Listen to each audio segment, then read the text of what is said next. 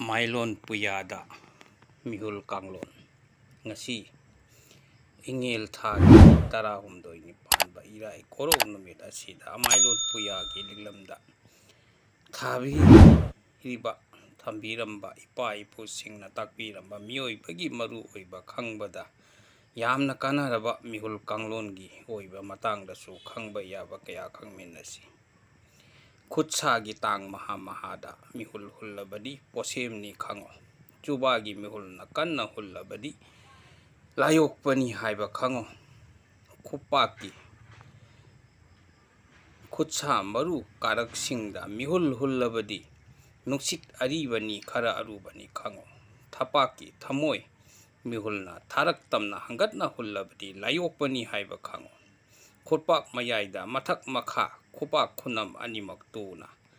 Pauduna mihul hullabadi nuksit aribani haiba khango Khutpi maru makhongda mihul hullabadi Yumlai apopana yetpani oknabani khango Khutpi mari chakrada mihul hullabadi poknongda pomba natraga posemni haiba khango Khutpi maru makhongda khudolbi rom thangbada mihul hullabadi laimu bhutna chingba oknabani khango Khutpi mari chakrane Koning Thogi tang singne mihul hullabadi lamlaima oknabani khango khutpi maru makhonggi khupak bache kocheng lom haitharakpada mihul hullabadi nongthang laima oknabani haiba khango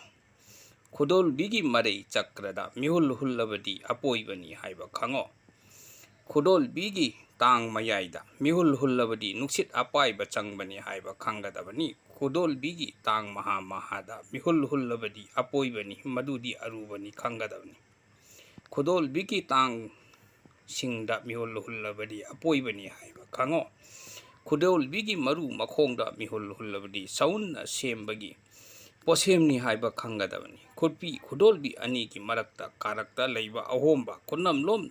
da leiba adugi mathakta hai duna mihul hullabadi nonglei nuksit ni haiba khango